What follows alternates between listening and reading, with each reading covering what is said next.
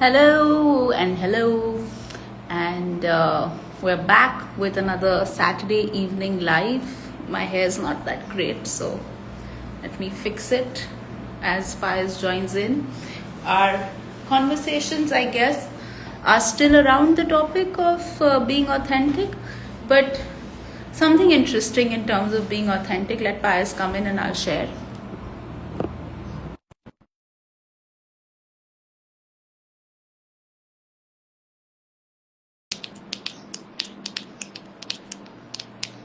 Hello, are you there, Faiz? Hi, Hi, Faiz. hello. How are you? I'm good. How are you? Hi, Great. Anushka. So, yeah, so like I was saying, that I'll share something when Pius joins. And what I wanted to share was that we've been doing these sessions around the topic of being authentic, right? And in the spirit of being authentic, what I want to say is that it's been a while, and more recently, more and more, where I'm finding that it's becoming easier and easier for me to channel directly from source and directly from the universe. And this is happening at early hours in the morning. Sometimes it's happening right after meditation. I'm finding myself writing and sharing ideas that I haven't read anywhere, that are completely unique in terms of what I or any of us that I'm sharing those with have heard. So I know that you were mentioning that we wanted to read one of those channel messages Yeah, and talk about that. yeah, So we can do that. But I want to say that it is extremely fascinating for me myself when I read those messages, because it is so exciting. It is something that I get to learn also. mm, So it's not that when I talk about being on the journey of being authentic, or I talk about being on the journey of making life very easy for yourself, or tapping and tuning and tapping and turning on to the divine magic that is available to all of us. It is not that I'm saying that, oh, I've got it and I'm sorted, and here I'm sitting on some high throne and now I'm going to teach you all. What I'm saying is that this is a co creative journey that we all take together. And whatever I have learned in the time that I have dedicated to this is what I'm sharing. But as we keep sharing, and as we keep churning, and as the right sort of people and community keeps coming together, we will keep creating the magic. Like, this is just the beginning of the magic unfolding. This is yeah. not it. So yeah. So with that, what's up and hi Amazing. and yeah. I want to first ask one term that you used, which I don't think we've talked about specifically, which is co-creating, because it's very important in the work you do and the things you teach. So, can you talk about co-creating as a idea? So the way it's used in certain places. So let's say a team is co-creating together, and then everybody sits together and brainstorms, and whatever comes out of that meeting would be called a co-creation. All right, Mm, like, it's not created by one person. So even though, if I talk about my old event management days, you sit together around a table, and then the designer is the one who will come up with the logo. But that logo was co-created by everybody, by created by the person who gave the name, created by the person who said, the font should be bold, created by the person who said we want pink in the logo. I'm just giving random examples. Created by the brand that came and gave the pitch to the said company that was sitting. Created by the customers who were not buying the product because it was not really bold, which is what co-created the idea that it should be bold, right? So this is co-creation in the sense of the physical world. When I talk about co-creation, it is exactly that, but I mean that you co-create with the divine instead of co-creating between just humans using our mind, because the mind is memory. The brain is the physical brain that you have, right? Yesterday a kid told me, you know what, I went to a restaurant in Bombay and they were serving brain. So that is, he was talking about goat brain or something like that. But I'm trying to say that the brain is the physical structure that we all have inside our skulls. And the mind is this network that using the brain. So brain is the television box, and mind is the network you hold on. Is that Vaibhav Khanna? Are you alive? Wait, this was a separate live. Hi Vaibhav. Okay. So anyway, see how happy I am to see you. Anyway, so the mind is, the brain is the physical box, and the mind is the network that the brain will tap into, right? So I completely lost my train of thought because of him. So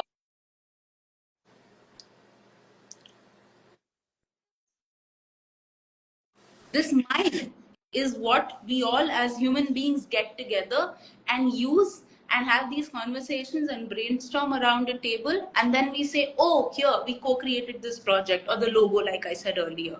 But now what if I said that you have the opportunity to co-create with infinite intelligence, the intelligence that is running the blood in your body, the intelligence that is running everything, that is getting the sun to rise, that is getting the plants to grow, the intelligence that is keeping you alive, the intelligence that is the difference between you having breath in your body a minute ago and a minute later you're not even being called by your name anymore and being called a dead body because now you don't have life force energy within you.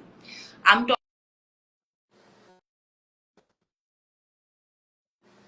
getting calls, and it's anyway, I'm talking about this possibility of co-creating with that infinite. All of us have that all of us have access to that infinite, which is why if you look at the reel that I posted today, I said life is supposed to be fun, life is supposed to be easy, life is supposed to be joyful. The reason why it is not is that we have lost our connection to that higher infinite intelligence, and we are just co-creating from the stuff that is already around. But you don't need to do that. Every moment that life is is pulsing with the possibility of infinite. It's pulsating with the possibility of new, and we want to tap into that rather than tapping into the old, which is the memories, which is the past. So that's what the word co-creation means in just the definition form of it, that in day-to-day life we all experience. But I'm inviting people to come co-create with the divine rather than co-create with just that which has already been, which was also the divine, but now it's just past memories, right? Yeah. So for example, there is a moment lived, and then there is a photograph of that moment. Now, do you want to just live in your photographs, or do you want to come back? You want to just keep living new moments. So the living new moments is constantly co-creating with the divine, and living from just looking at photographs and browsing. And if you have read Great Expectations and that old lady who sits in the house, and you want to become like that, then you do co-creation from stuff that you already know. And all of us do it to a certain degree with a mix of both. Nobody is completely on one side. Not even people that are enlightened are completely on one side. All of us do it with both, but you want to lighten your load more and more, more and more, more and more, and you want to keep tapping into more and more of the new, fresh co-creation. Because it not only does it feel great, not only does it heal you, not only does it make you blissful and happy, but it also creates something that can spread so much joy in the world, so much joy in the world. It's, and it doesn't have to be complicated stuff. You don't have to be Elon Musk and build rockets that go to whichever planet he's planning, Mars and whatever else. But it can be simple stuff. It can be a smile. It can be plucking a rose at the right time and giving it to somebody. It can be giving somebody a compliment. It can just be being, like doing nothing and just existing. Beautiful. The way in which you, I mean, you took it to another level of depth in the second part, but how you described even just basic teamwork itself is is a way in which, in our general like day-to-day understanding, it's not really looked at that, right? How I looked at things before was, hey, there's people that have roles and you do teamwork together, but it is so deep that it's you don't look at it as, okay, the designer actually uh, does their work because the other people are in the mix also, But are because there? even the customer is in the Yes, mix. are That is you as really far as extraordinary. saying that the person who laid the bricks of the building is in the mix. I will go as far as saying that the person who laid the electricity wires, I will go as far as saying that Charles Babbage is in the mix all the time because he created computers.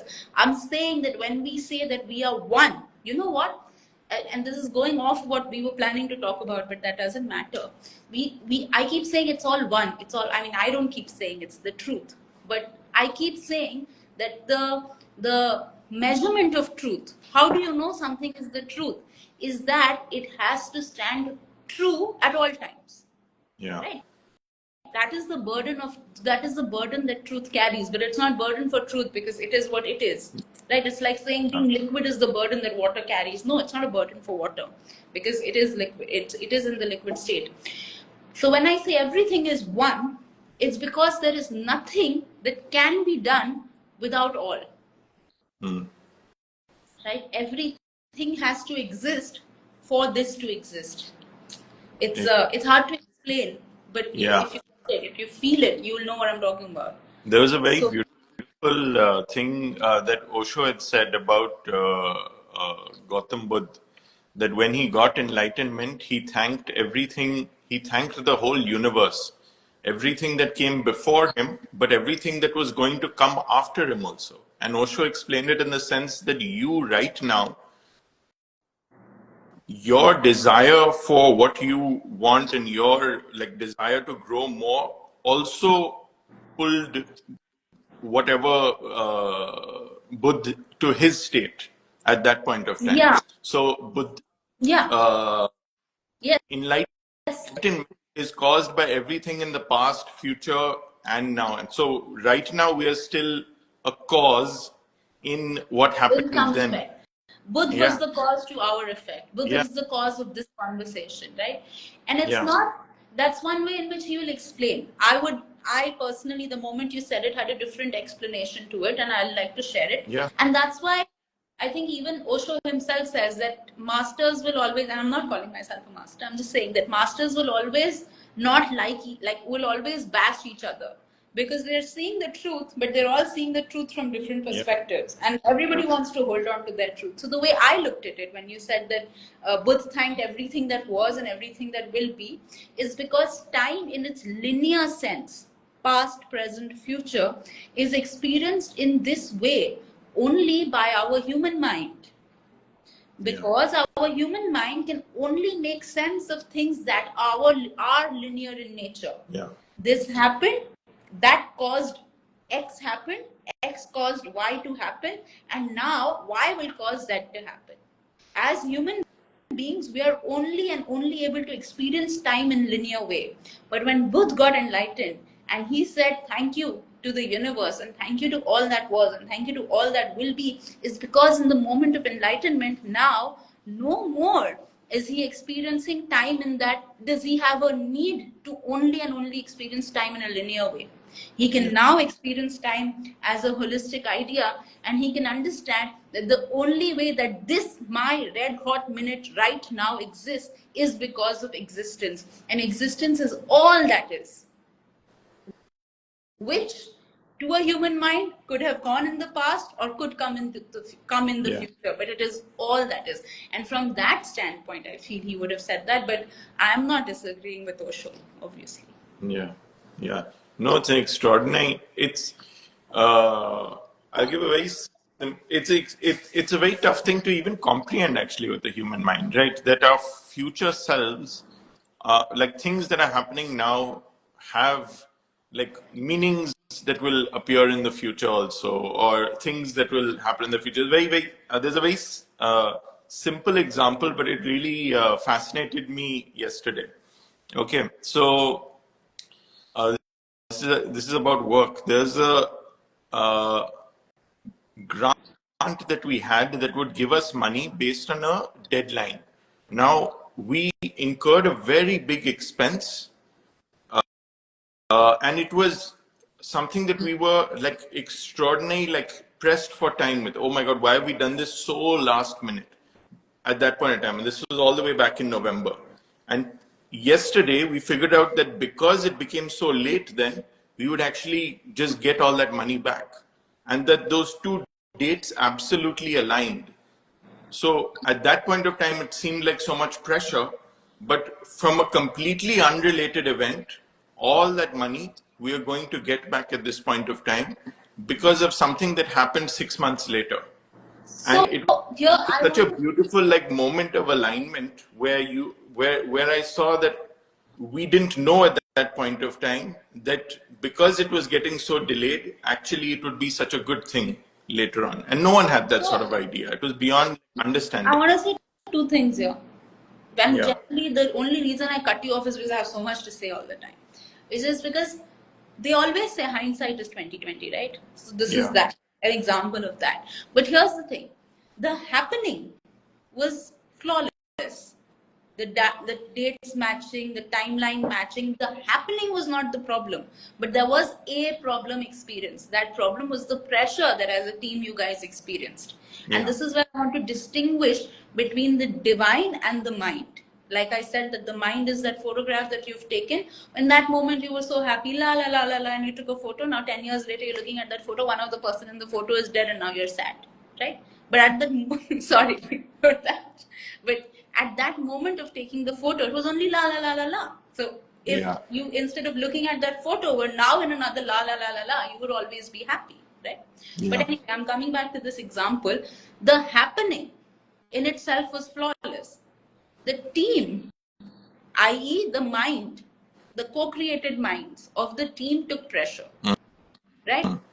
It was the mind taking pressure because the mind has ideas of, oh, if I have a deadline, why am I doing it last minute?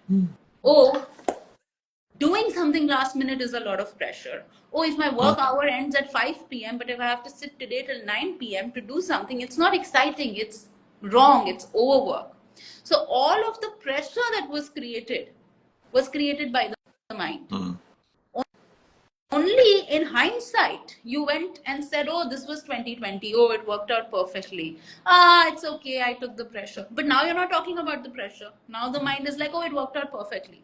What if now you say, oh, it always works out perfectly, how about I decide I'm not going to take pressure? And I say this and I take pressure, I'm telling you, like the last year I've taken a lot of pressure.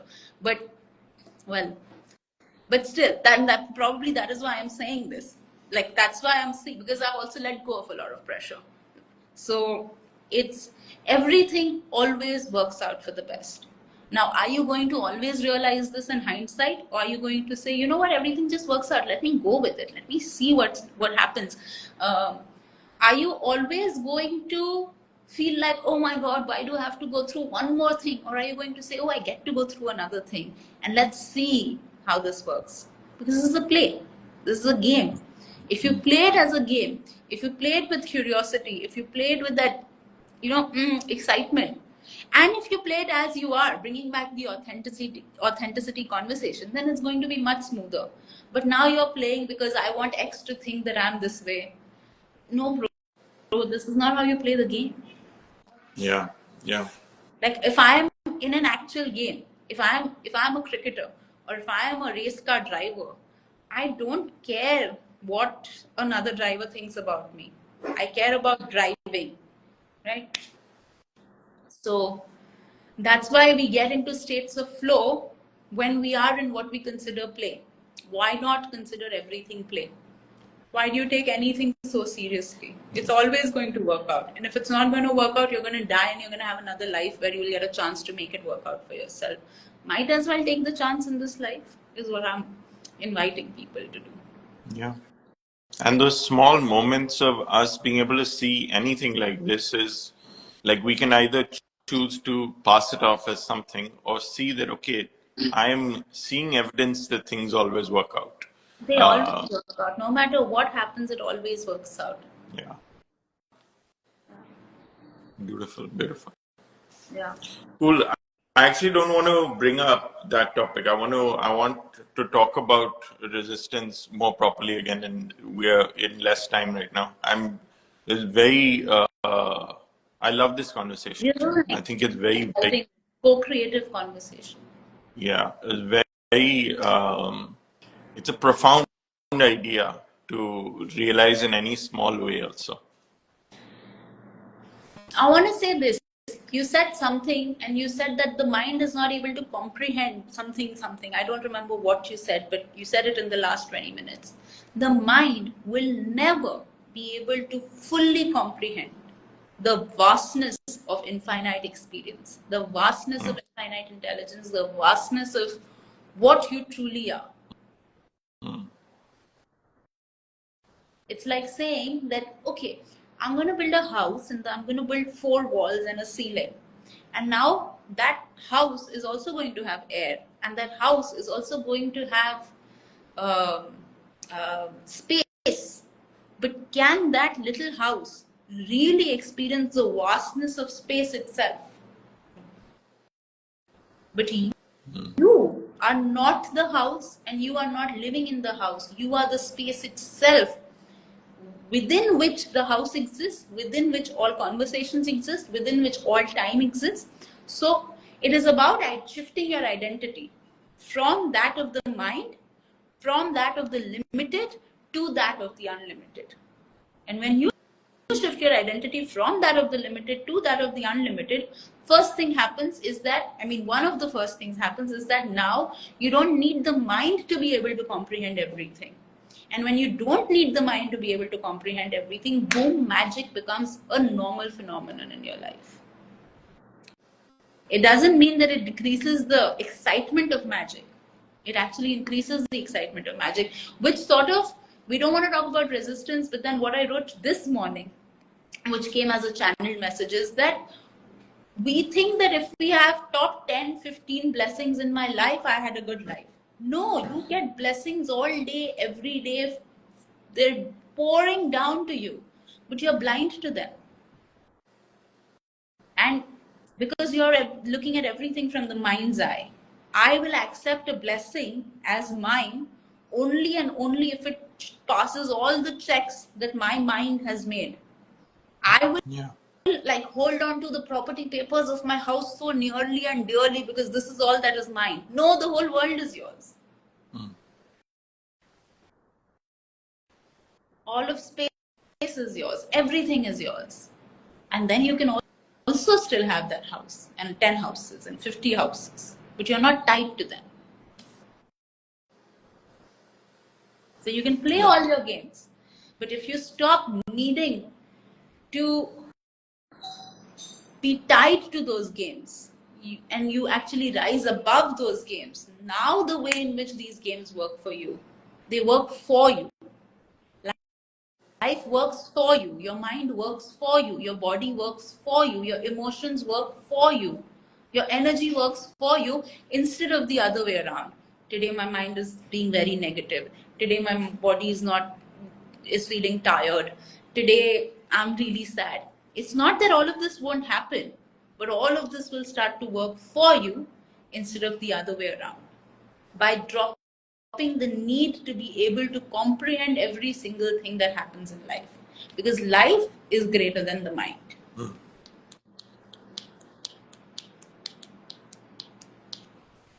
Beautiful. Yeah, this was a lovely conversation. Yeah. Awesome. I think let's end it right now. Sounds good. Very cool. Okay. Hi, Ankur. Hi, Mohit. Okay. See you. Okay. Bye.